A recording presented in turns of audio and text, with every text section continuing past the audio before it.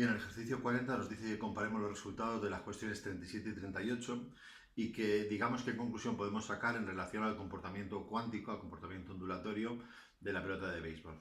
Bien, nosotros tenemos que en la cuestión 37 teníamos una masa de 0,17 kilogramos, que era la pelota de béisbol, a la cual le calculamos una longitud de onda de Broglie de 1,4 por 10 a la menos 34 metros. Muy pequeña. Para el electrón de la cuestión 38, su masa es 9,11 por 10 a la menos 31 kilogramos y la longitud de onda de Broglie que le calculamos era 3,88 por 10 a la menos 10 metros.